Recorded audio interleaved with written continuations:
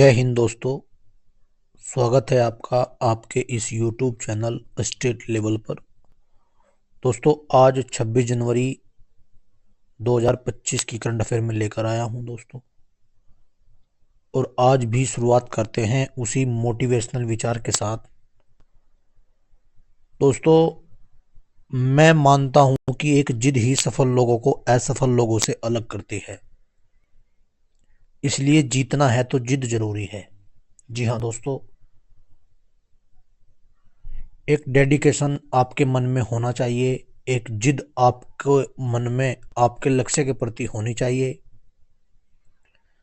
ताकि आप एक जिद के साथ आगे बढ़ सकें, क्योंकि जीतना है तो जिद जरूरी है।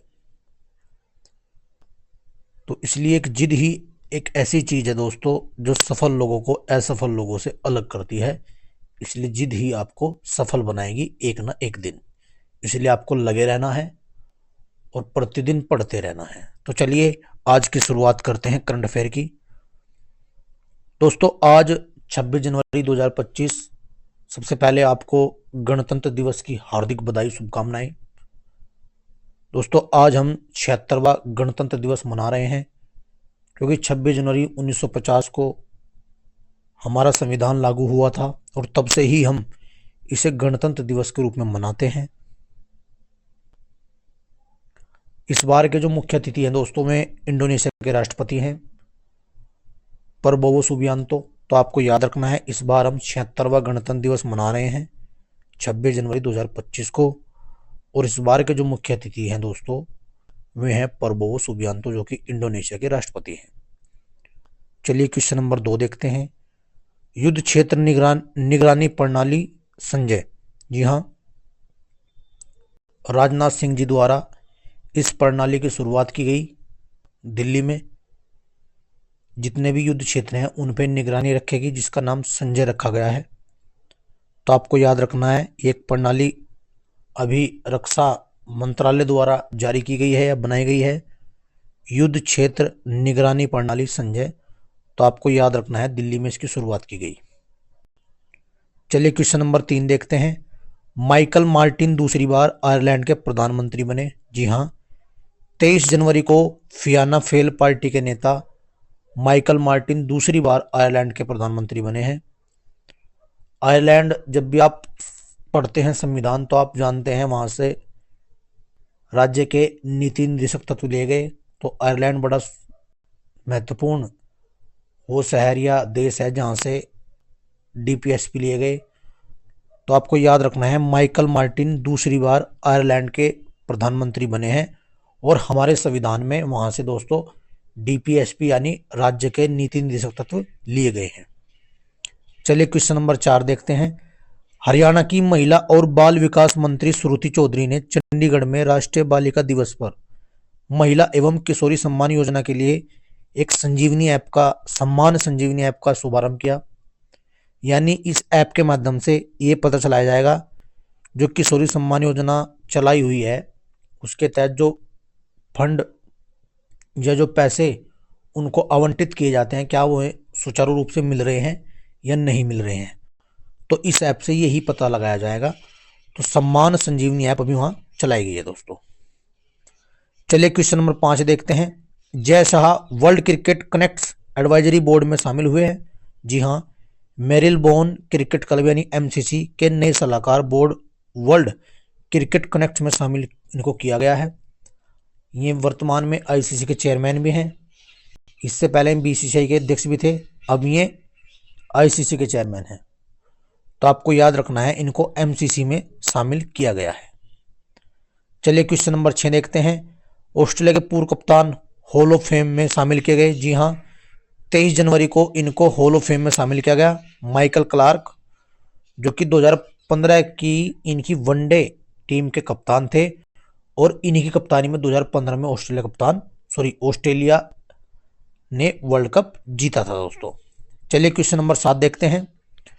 भारत के ग्रैंड मास्टर इनियन पन्नी रसेवलम ने मलेशिया में नोवा जोहोर अंतर्राष्ट्रीय ओपन शतरंज टूर्नामेंट जीता है।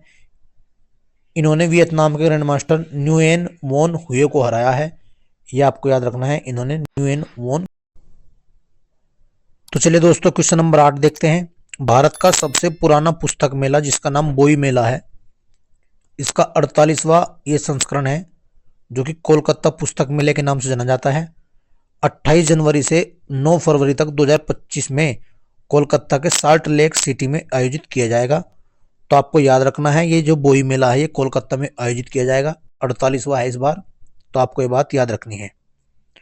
भारतीय उपमहाद्वीप में लोहे की प्राचीनता संबंधी नई खोज। जी हाँ, एंटिक्विटी ऑफ आयरन एक पुस्तक का विमोचन अभी हाल ही में किया गया है तमिलनाडु के मुख्यमंत्री M.K. स्टालिन द्वारा। और इस पुस्तक से जानकारी मिलती है कि भारतीय उपमहाद्वीप में लोहे की प्राचीनता से संबंधित, यानी ये जो पुस्तक है भारतीय उपमहाद्वीप में लोहे की प्राचीनता से संबंधित है। और इस बात से जानकारी मिलती है कि प्राचीन काल में लोहा भारतीय उपमहाद्वीप में कहां कहां मिलता था। तो इस बुक से जानकारी मिलती है। बुक का नाम है एंटिक्विटी ऑफ आयरन, जिसका विमोचन हाल ही में तमिलनाडु के मुख्यमंत्री M.K. स्टालिन ने किया है। चलिए क्वेश्चन नंबर 10 देखते हैं। दोस्तों, जब से अमेरिका के नए राष्ट्रपति बने हैं डोनाल्ड ट्रंप, तो इन्होंने कई फैसले लिए हैं बड़े, जिनमें से एक फैसला अमेरिका द्वारा WHO छोड़ने के लिए निहितार्थ, यानी अब अमेरिका WHO से अलग हो रहा है, यानी WHO को छोड़ रहा है। अमेरिकी राष्ट्रपति डोनाल्ड ट्रंप ने इससे संबंधित एक कार्यकारी आदेश पर हस्ताक्षर किया है, जिसके तहत 22 जनवरी 2026 से अमेरिका WHO का सदस्य नहीं रहेगा। हालांकि इन्होंने पेरिस समझौते से भी इस्तीफा दे दिया है और अब इन्होंने कहा है कि हम WHO के सदस्य भी नहीं रहेंगे। तो आपको याद रखना है। क्वेश्चन नंबर 11 देखते हैं। विश्व आर्थिक संभावना रिपोर्ट 2025, इसे विश्व बैंक जारी करता है। इस रिपोर्ट के अनुसार अभी वैश्विक आर्थिक वृद्धि दर का एक अनुमान लगाया गया है और इस अनुमान के तहत बताया गया है कि 2025 में जो आर्थिक वृद्धि दर रहेगी वो 2.8% रहेगी और जो 2026 में रहेगी 2.9% और 2025 में 2.8% रहेगी। तो इस विश्व आर्थिक संभावना रिपोर्ट के हिसाब से ये परसेंटेज बताई गई है दोस्तों। चलिए क्वेश्चन नंबर 12 देखते हैं। और क्वेश्चन नंबर 12 हमारे लिए यानी भारतीय टीम के लिए काफी महत्वपूर्ण प्रश्न हो जाता है और हमारे लिए भी, क्योंकि अर्शदीप ICC पुरुष T20I यानी international cricket of the year चुने गए। जी हाँ, अर्शदीप जो कि लेफ्ट हैंड तेज गेंदबाज हैं, इनको अभी ICC पुरुष T20 international cricket of the year चुना गया है। इन्होंने 2024 में 18 मैच में 36 विकेट लिए। इनको 2024 के लिए T20 cricketer of the year चुना गया है, इसलिए हमारे लिए खास हो जाता है। चलिए क्वेश्चन नंबर 13 देखते हैं। नीति आयोग के राजकोषीय स्वास्थ्य सूचकांक यानी FHI 2025 में ओडिशा शीर्ष पर रहा है।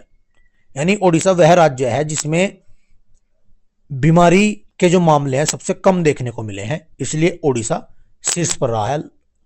कुल 18 राज्य लगभग इसमें शामिल किए गए, जिसमें सबसे नीचे जो रहा है वो पंजाब रहा है और सबसे शीर्ष पर ओडिशा रहा है दोस्तों।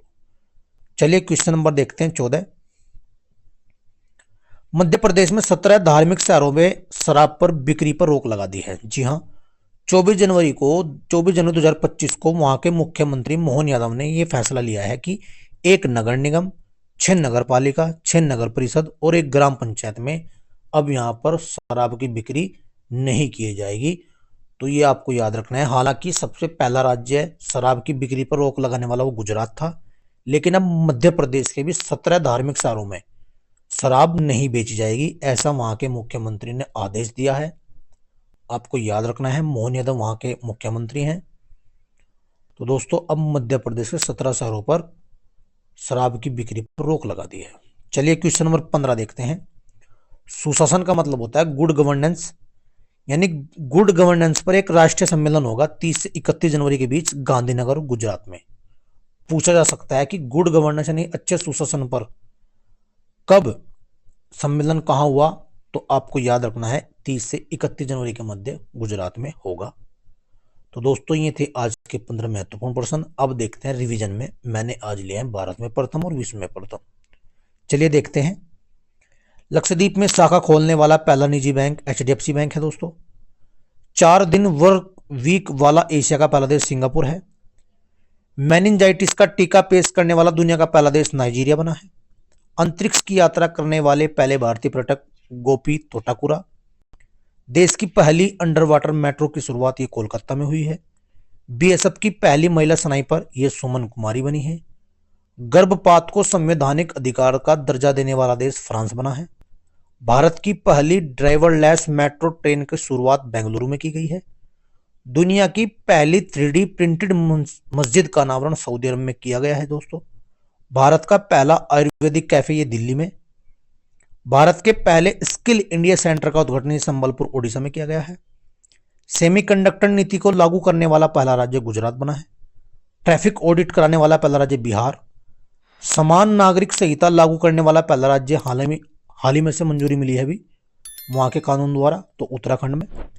स्पेस में सर्वाधिक समय बिताने का रिकॉर्ड बनाया है ओलेग कोनोनेंको जो कि रशिया के हैं। भारत का यूपीआई स्वीकारने वाला पहला यूरोपीय देश फ्रांस बना है।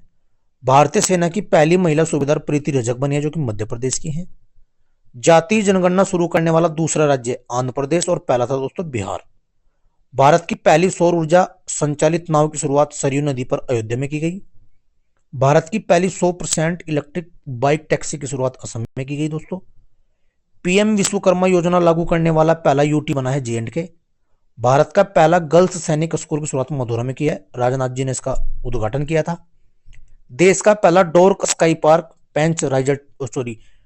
पेंच टाइगर रिजर्व महाराष्ट्र में है। अनाथ बच्चों के लिए योजना बनाने वाला पहला राज्य हिमाचल प्रदेश। देश का पहला AICT बनेगा लखनऊ में। जी हाँ दोस्तों, सियाचिन ग्लेशियर में किसी ऑपरेशन पोस्ट पर तैनात होने वाली पहली महिला चिकित्सा अधिकारी कैप्टन फातिमा वसीम बनी है। मंगल ग्रह पर रोवर संचालित करने वाली पहली भारतीय महिला डॉक्टर अक्षता कृष्णमूर्ति हैं। सियाचिन में तैनात होने वाली पहली महिला चिकित्सा अधिकारी देखो मैं ग्लेशियर में किसी ऑपरेशन वाली है ऊपर कैप्टन फातिमा वसीम, ये हैं सियाचिन में तैनात होने वाली पहली महिला चिकित्सा अधिकारी जिनका नाम गीतिका कौल है। समलैंगिक विवाह का पंजीकरण कराने वाला पहला दक्षिण एशियाई नेपाल। हालांकि दक्षिण पूर्वी एशिया का देश जो बना है वो भी मैंने बताया था थाईलैंड बना है। स्वदेशी लड़ाकू विमान तेजस उड़ाने वाली पहले प्रधानमंत्री नरेंद्र मोदी बने हैं। स्टैम्प पेपर की कलर कोडिंग कराने वाला पहला राज्य पंजाब। विश्व का सबसे बड़ा उकल साइट और सौर ऊर्जा संयंत्र आबू धाबी बना है। दुनिया का पहला 3D प्रिंटेड मंदिर तेलंगाना में बनाया गया है। समान नागरिक संहिता मैंने बता दिया उत्तराखंड है। सभी आवारा कुत्तों की नसबंदी करने वाला पहला देश दोस्तों भूटान बना है।